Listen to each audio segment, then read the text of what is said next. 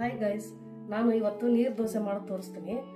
ನಾನು ರಾತ್ರಿನ 2 ಗ್ಲಾಸ್ ಅಕ್ಕಿ, 1 ಸ್ಪೂನ್ ಮೆಂತೆ ನೆನೆ ಹಾಕಿದ್ದೀನಿ. ಅದನ್ನ ನುಣ್ಣಗೆ ರುಬ್ಬೇಕು. ಇವಾಗ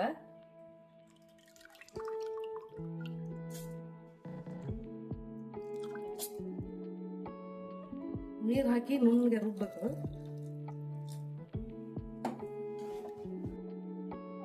ಈ ರೀತಿ ನುಣ್ಣಗೆ ರುಬ್ಬೇಕು.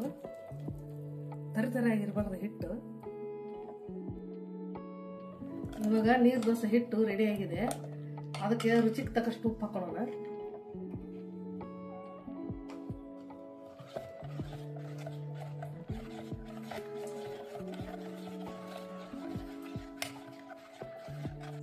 ಇದು ಸ್ವಲ್ಪ ಗಟ್ಟಿ ಅನಿಸ್ತಾ ಇದೆ ಹಿಟ್ಟು.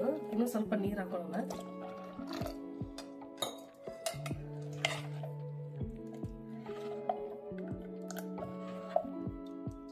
ಇದು ಒಂದು 10 ನಿಮಿಷ ರೆಸ್ಟ್ ಆಗಲಿ. ಇವಾಗ ಕಾಯಿ ಚಟ್ನಿ ಮಾಡಿ ತೋರಿಸ್ತೀನಿ. ನಾನು ಕಾಯಿನ ಸಣ್ಣ ಹೊಳ್ಳಾಗಿ ಕಟ್ ಮಾಡಿ ಇಟ್ಕೊಂಡಿದ್ದೀನಿ.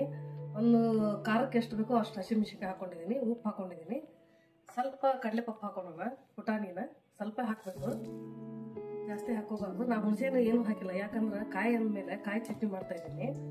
ಅದಕ್ಕೆ ಸ್ವಲ್ಪ ಒಂದು ಕಡ್ಡಿ ಕೊತ್ತಂಬರಿ ಇವಾಗ ಮಿಕ್ಸಿ ಮಾಡ್ಕೊಳ್ಳೋಣ. ಇವಾಗ ಚಟ್ನಿ ರೆಡಿ ಆಗಿದೆ. ಒಗ್ಗರಣೆ ಮಾಡಿ ಇಟ್ಕೊಂಡಿದ್ದೀನಿ. ಏನು ಹಾಕಿಲ್ಲ ನಾನು, ಬರೀ ಸಾಸಿವೆ ಜೀರಿಗೆ ಕರಿಬೇವು ಹಾಕಿದ್ದೀನಿ. ಇವಾಗ ಈ ಚಟ್ನಿ ಇದಕ್ಕೆ ಹಾಕೋಣ.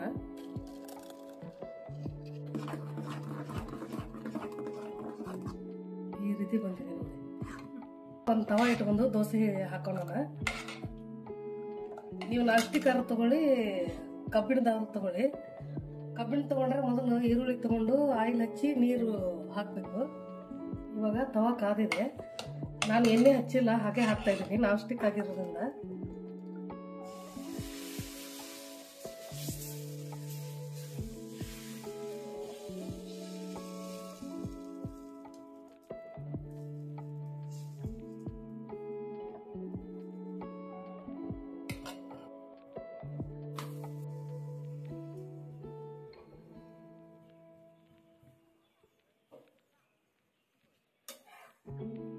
ಇವಾಗ ದೋಸೆ ರೆಡಿ ಆಗಿದೆ.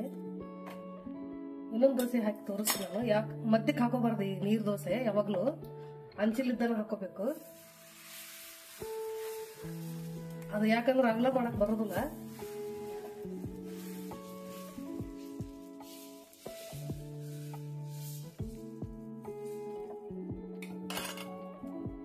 ಇವಾಗ ಸ್ವಲ್ಪ ಎಣ್ಣೆ ಹಾಕೋತಾ ಇದ್ದೀನಿ ನಾನು. ಭಾಳ ಹಾಕ್ಬಾರ್ದು, 1-2 ಡ್ರಾಪ್ ಮಾತ್ರ.